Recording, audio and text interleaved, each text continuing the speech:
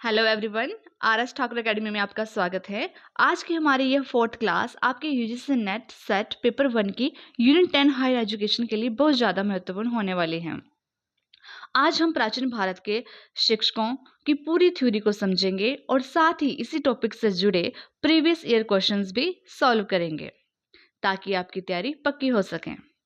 अगर आप चैनल पर नए हैं तो आपको बता दूं, हमने अपनी पिछली 3 क्लासेस कर ली है जिसमें हमने प्राचीन भारत के संस्कार, आश्रम व्यवस्था, इनकी थ्योरी और प्रीवियस ईयर क्वेश्चंस किए थे। क्लास 3 जो कि एनिमेटेड वीडियो थी प्राचीन भारत के शिक्षकों के ऊपर। आज की क्लास 4 जिसमें हम प्राचीन भारत के शिक्षकों के थ्योरी और प्रीवियस ईयर क्वेश्चंस करेंगे। तो चलिए स्टार्ट करते हैं आज की क्लास। प्राचीन भारत के शिक्षक। Classification of ancient Indian teachers.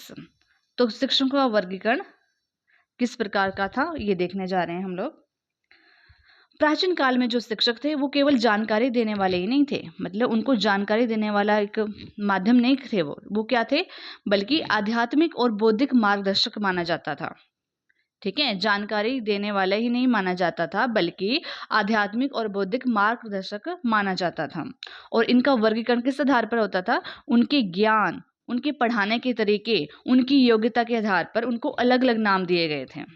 ठीक है, ये जो वर्गीकरण हम पढ़ रहे हैं ये उनके ज्ञान, उनके पढ़ाने के तरीके, उनकी योग्यता के आधार पर पढ़ने जा रहे हैं। तो चलिए देखते हैं कौन कौन से शिक्षक थे। फर्स्ट है आचार्य। आचार्य यह वो शिक्षक होते थे जो बिना फीस के वेदों की शिक्षा देते थे। कोई फीस नहीं लेते थे, कोई शुल्क नहीं लेते थे और वेदों की शिक्षा देते थे। उन्हें सबसे उच्च श्रेणी का शिक्षक माना जाता था। इनका मुख्य उद्देश्य क्या था, छात्र का चरित्र निर्माण करना था और ये सेल्फलेस सर्विस का सबसे बड़ा उदाहरण है। ठीक है, वो सेल्फिश नहीं थे, वो सेल्फलेस थे। सेल्फलेस सर्विस करते थे। कैसे, ना तो फीस लेते थे, वेदों का ज्ञान देते थे और छात्र के चरित्र का निर्माण करते थे। ये रहे हमारे आचार्य। नेक्स्ट है उपाध्याय। यह शिक्षक जो अपनी आजीविका चलाने के लिए वेदों का केवल एक विशिष्ट पाठ पढ़ाते थे। तो क्या करते थे ये, आजीविका चलाने के लिए, जीविका चलाने के लिए वेदों का एक स्पेशल पार्ट ही पढ़ाते थे। ठीक है, एक पोर्शन पढ़ाते थे, एक हिस्सा पढ़ाते थे और इसके बदले शुल्क लेते थे। आचार्य शुल्क नहीं लेते थे, उपाध्याय क्या करते थे, उपाध्याय शुल्क लेते थे। ये ध्यान रखना है, कौन शुल्क लेते थे, कौन फीस लेते थे, कौन नहीं लेते थे। नेक्स्ट, गुरु। गुरु वो व्यक्ति होता था जो छात्रों को अपने गुरुकुल, गुरु का घर मतलब गुरुकुल, अपने घर में रखता था। वे न केवल शिक्षा देते थे बल्कि छात्रों के भरण पोषण, रख रखाव, मेंटेनेंस की जिम्मेदारी भी उठाते थे। गुरु और शिष्य का संबंध कैसा था, पिता और पुत्र की तरह। तो क्या होता था, गुरु क्या करते थे, गुरु अपने ही जो गुरु का कुल होता जो था, गुरु का घर होता था, वहां पर ही छात्र रहते थे और उनका पूरा खाना पीना सब कुछ गुरु ही देखते थे, पूरा भरण पोषण करते थे और उनका संबंध पिता और पुत्र की तरह था। नेक्स्ट, चरक। चरक ये प्राचीन भारत के वॉन्डरिंग स्कॉलर्स थे। वॉन्डरिंग मीन्स घुमंतु, जो घूमते रहते थे, ऐसे विद्वान जो घूमकर अपना ज्ञान का प्रचार करते थे, प्रसार करते थे। ये एक स्थान पर टिककर नहीं रहते थे बल्कि ज्ञान की खोज और प्रसार के लिए पूरे देश में घूमते रहते थे। जैसे आजकल के कौन विजिटिंग प्रोफेसर्स होते हैं जो अलग अलग जगह पर जाकर अपना ज्ञान बांटते हैं, वैसे ही चरक होते थे, चरक शिक्षक होते थे। वो क्या करते थे, वो भी अपने ज्ञान का प्रसार करते थे और ज्ञान की खोज करते थे। तो घूमने वाले वॉन्डरिंग स्कॉलर्स कौन थे, चरक। गुरु क्या करते थे, गुरु के वहां पे गुरुकुल में छात्र रहते थे और छात्रों का भरण पोषण करते थे। उपाध्याय करते थे, जीविका चलाने के लिए शुल्क लेते थे और वेदों का एक पार्ट पढ़ाते थे, कोई स्पेशल पार्ट पढ़ाते थे विशिष्ट। और आचार्य फीस लेते थे और चरित्र निर्माण करना इनका मेन मोटिव होता था। शिक्षक का मेन मोटो छात्र का चरित्र निर्माण करना होता था। नेक्स्ट, याज्ञिक। इनका क्षेत्र बहुत ही टेक्निकल और स्पेसिफिक था। मतलब ये टेक्निकल एजुकेशन देते थे। ये मुख्य रूप से सैक्रिफिशियल रिचुअल्स जो यज्ञ, अनुष्ठान या फिर कर्मकांड जैसे ज्ञान या नियमों की बारीकियां सिखाते थे। इनका मुख्य यही काम था। क्या था कि यज्ञ, अनुष्ठान, कर्मकांड, इस प्रकार की टेक्निकल एजुकेशन देते थे, सिखाते थे बच्चों को। ठीक है, याज्ञिक। नेक्स्ट, शिक्षक। इन्हें हम स्किल ट्रेनर कहते थे। शिक्षक को स्किल ट्रेनर कह सकते हैं। ये मुख्य रूप से आर्ट्स एंड क्राफ्ट्स जैसे चित्रकला, मूर्तिकला, संगीत आदि स्किल्स की ट्रेनिंग देते थे। क्लियर? जो शिक्षक था ये स्किल्स नॉलेज देता था, स्किल की ट्रेनिंग करवाते थे, जैसे चित्रकला हो गई, मूर्तिकला हो गया, संगीत, इनकी ट्रेनिंग देते थे। इनका काम छात्र को किसी न किसी फील्ड में, किसी न किसी कला में, किसी न किसी आर्ट में क्या करना था, आत्मनिर्भर बनाना था। ये हमारा हो गया शिक्षक। नेक्स्ट है कुलपति। यह कोई साधारण शिक्षक नहीं थे। कुलपति उस ऋषि या गुरु को कहा जाता था जो एक साथ 10,000 छात्रों के रहने और पढ़ने का प्रबंध करते थे। उन्हीं को कुलपति कहा जाता है, जो क्या करते थे, एक साथ 10,000 छात्रों को रहना भी और खाना भी और पढ़ना भी वहीं पे होता था। सारा प्रबंध जो देखते थे वो कुलपति होते थे। जैसे आज के समय के आप यूनिवर्सिटी के चांसलर और वाइस चांसलर भी कह सकते हैं इनको। जैसे आजकल चांसलर और वाइस चांसलर होते हैं, कुलपति और उप कुलपति होते हैं ना यूनिवर्सिटी के, वैसे ही ये भी वैसे होते थे। छात्रों को रहने का और पढ़ने का प्रबंध करते थे। नेक्स्ट, प्रवक्ता। इनका मुख्य काम ओरल लेक्चर देना था। तो देख लो, प्रवक्ता का क्या काम था, ओरल लेक्चर्स देना। ये वेदों के मंत्रों का सही उच्चारण, रिसाइटेशन सिखाते थे। मतलब मंत्रों का कैसे उच्चारण करना है, उनको अच्छे से रिसाइट करना है, कैसे रिसाइट करना है, प्रोनाउंस करना है, इसके बारे में सिखाते हैं। लेकिन ओरल लेक्चर्स देते थे ये। इनका सारा ध्यान विषय को मौखिक रूप से समझाने पर होता था। ठीक है, मेन जो अटेंशन होती थी, ध्यान किस पे होता था, सिर्फ मौखिक रूप से समझाने पर ही होता था। किसका? प्रवक्ता का। प्रवक्ता मीन्स ओरल लेक्चर जो देते थे। श्रोतीय। ये वेदों के बहुत बड़े विद्वान होते थे। वेदों के, ठीक है, बहुत बड़े विद्वान होते थे। इनका काम वेदों की पवित्रता और उनकी परंपरा को अटूट बनाए रखना था। मतलब वेदों के महान विद्वान थे ये। और ये समाज में ज्ञान के भंडार, मतलब रिपोजिटरी ऑफ नॉलेज के रूप में जाने जाते थे। ज्ञान के भंडार के रूप में इनको जाना जाता था, श्रोत्रिय को। नेक्स्ट, प्रशास्ता। प्रशास्ता ये मिलिट्री साइंस, मतलब शस्त्र विद्या के शिक्षक थे। योद्धाओं को युद्ध की तकनीकें, वारफेयर टेक्निक्स और हथियारों का उपयोग करना सिखाते थे। तो ये तो प्रशस्ता नेम से पता चल रहा है। प्रशस्ता मतलब शस्त्र, जो शस्त्र की नॉलेज देते थे, शस्त्रों को कैसे चलाना है, उनकी टेक्निक्स सिखाते थे। युद्ध भूमि में कैसे किस शस्त्र का किस तरह से प्रयोग करना था, मतलब मिलिट्री एजुकेशन देते थे। कौन? प्रशस्ता। तो ये थे हमारे शिक्षक, प्राचीन भारत के शिक्षक, जिसमें हमने आचार्य देखे हैं जो फीस नहीं लेते थे, उपाध्याय जो फीस लेते थे, गुरु जिसमें गुरुकुल में रह के बच्चा मतलब गुरु के गुरुकुल में रहता था और पिता और पुत्र जैसा उनका संबंध होता था, वहीं पे भरण पोषण होता था। चरक देखा, जो कि घुमंतु शिक्षक होते थे, घूम घूम कर सब जगह जाते थे, ज्ञान बांटते भी थे और ज्ञान की खोज भी करते थे।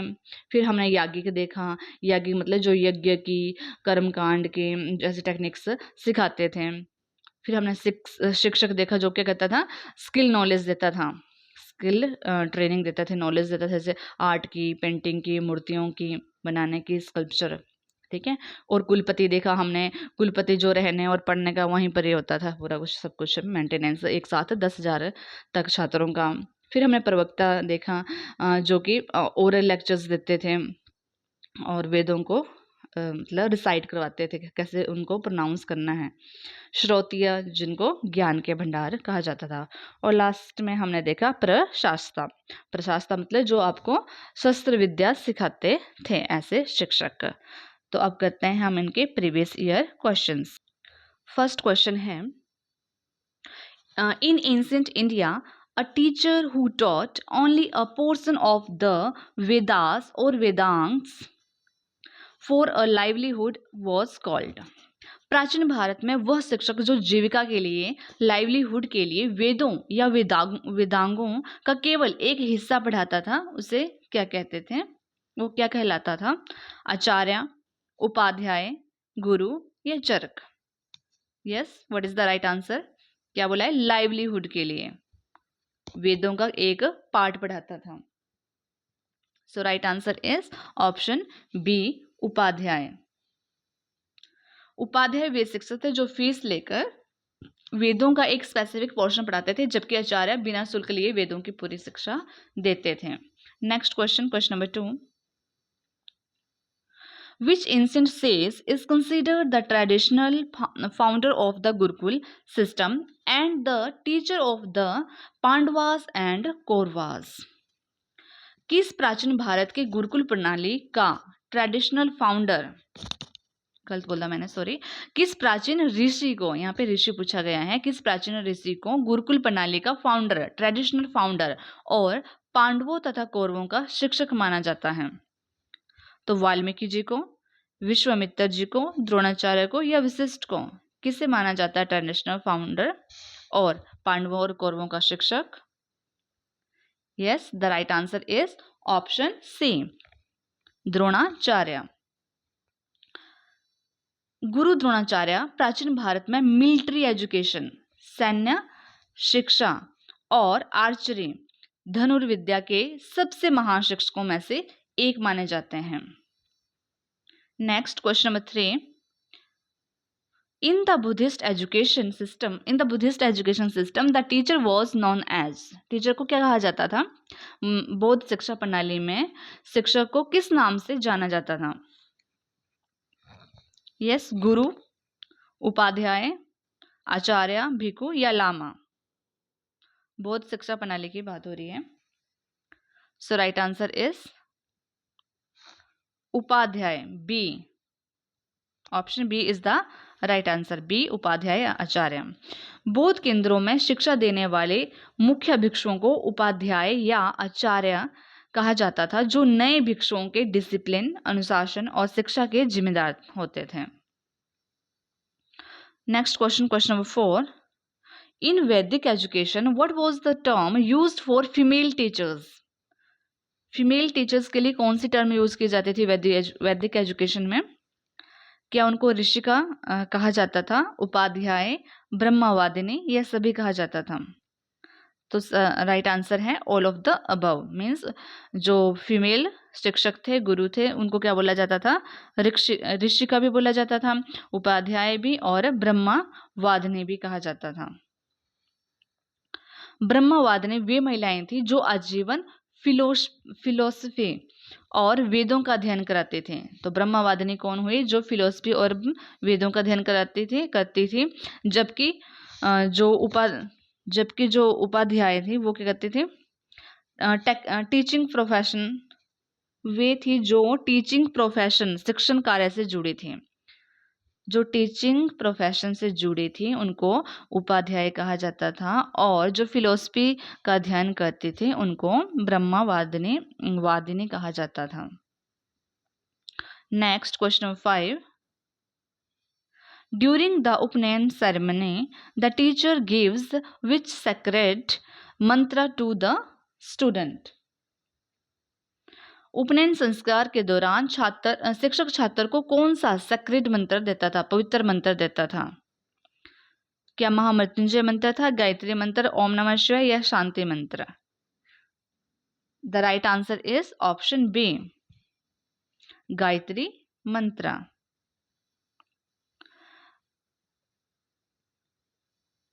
इनिशिएशन सेरेमनी दैट इज उपनयन के समय गुरु बालक को गायत्री मंत्र की दीक्षा देते थे, जिसके बाद उसका फॉर्मल एजुकेशन शुरू हो जाता था। इस सेरेमनी के बाद उसका फॉर्मल एजुकेशन स्टार्ट हो जाते थे। Next question number 6, in the ancient education system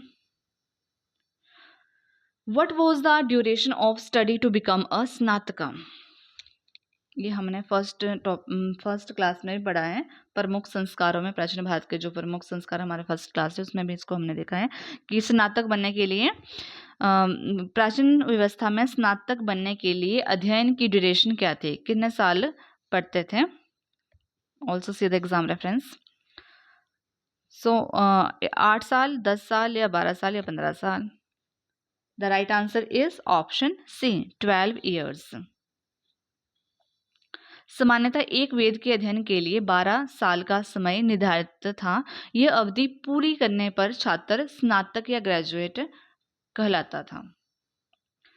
next question, question number 7।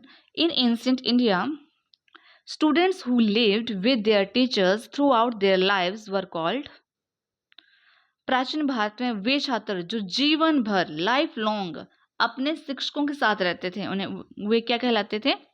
क्या उपकुर्वाण, नैष्ठिक, स्नातका या ब्रह्मचारी? जो गुरु के साथ ही रहते थे उनको बोलते थे बी, दैट इज नैष्ठिक।